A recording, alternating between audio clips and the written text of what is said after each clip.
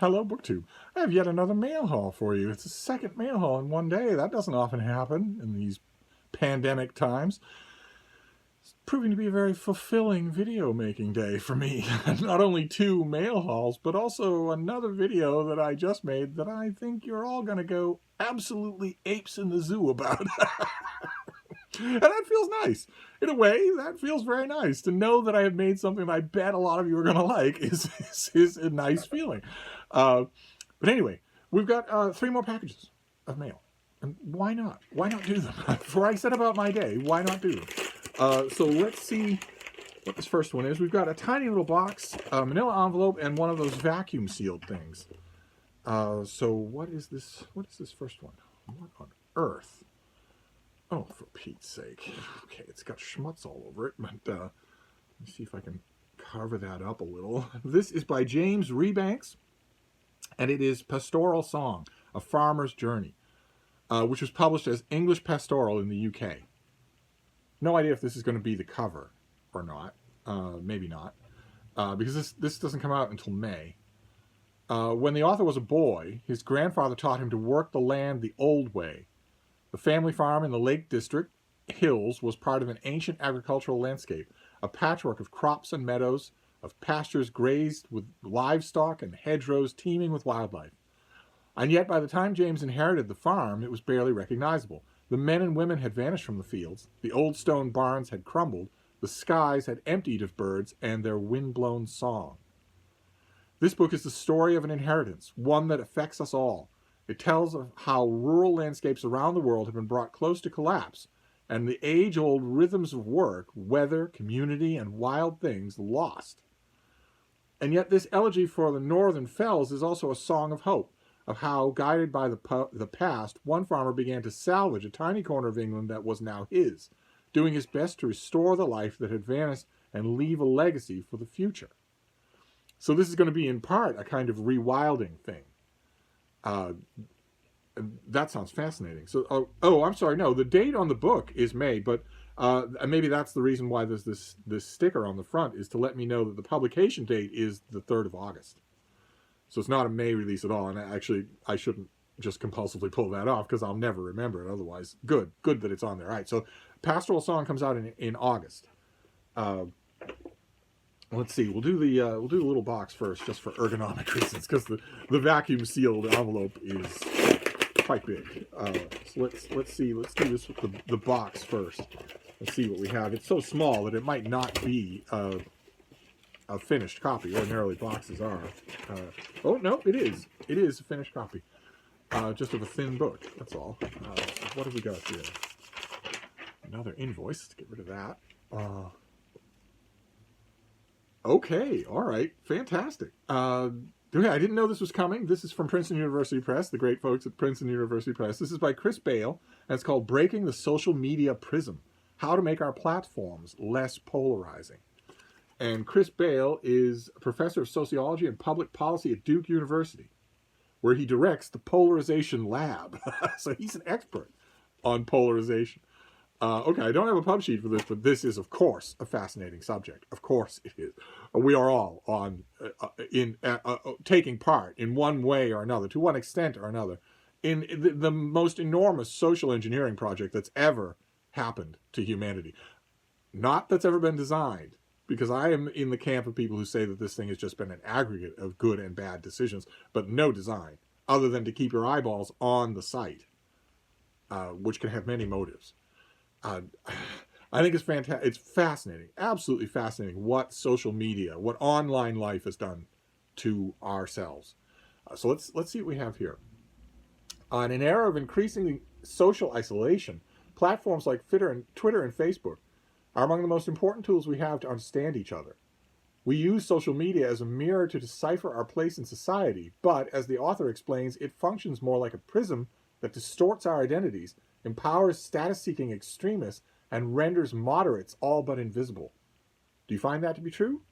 In your own use of social media, do you find that to be true?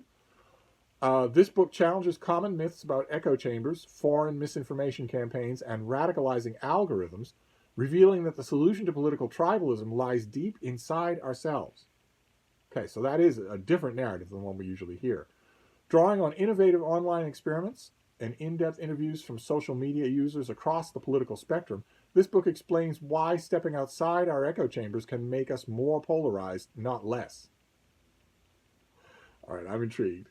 The author takes you inside the minds of online extremists through vivid narratives that trace their lives on the platforms and off, detailing how they dominate public discourse at the expense of the moderate majority.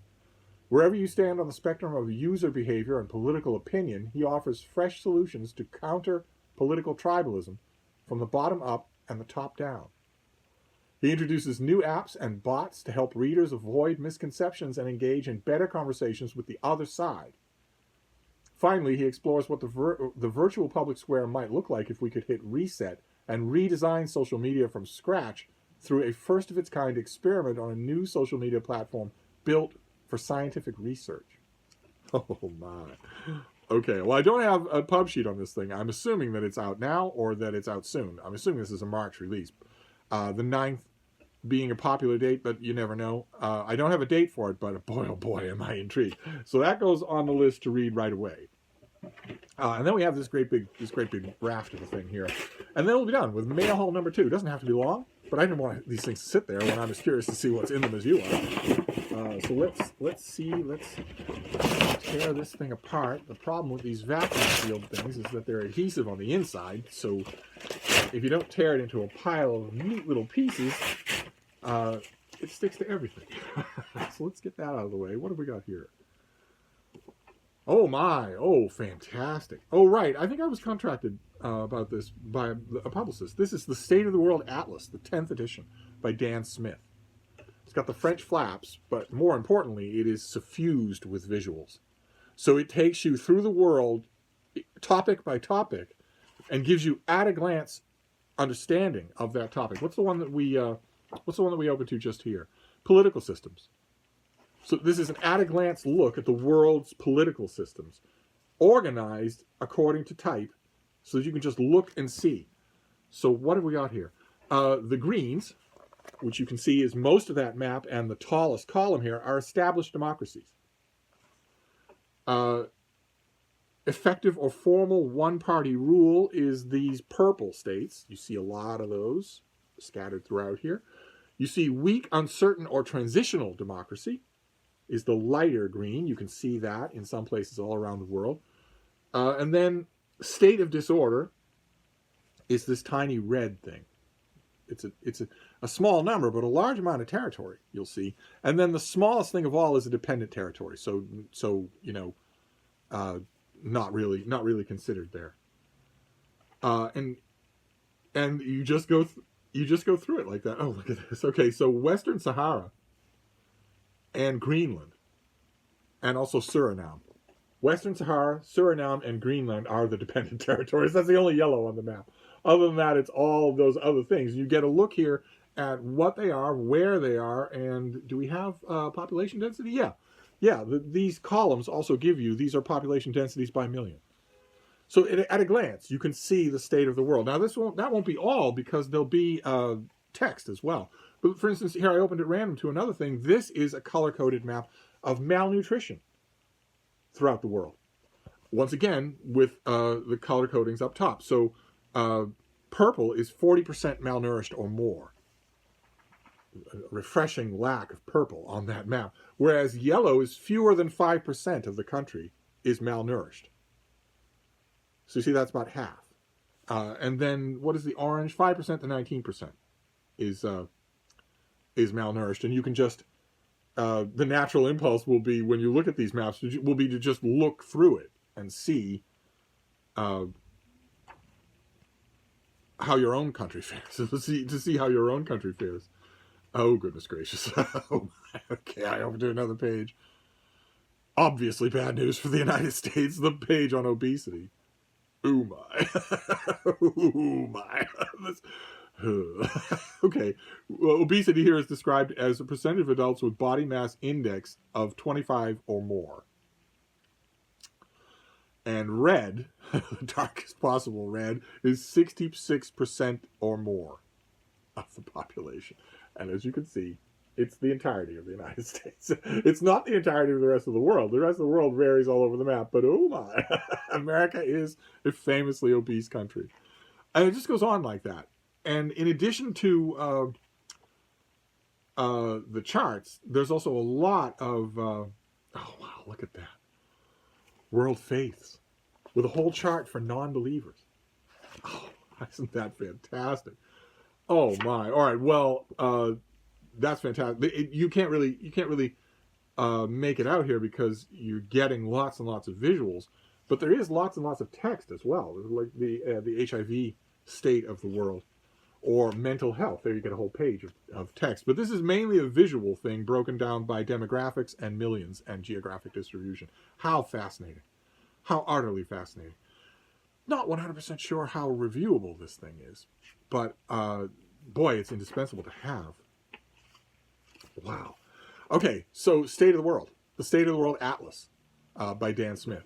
Then we have Breaking the Social Media Prism by Chris Bale about what would social media be like if we could go back and design it, knowing with foresight what it became.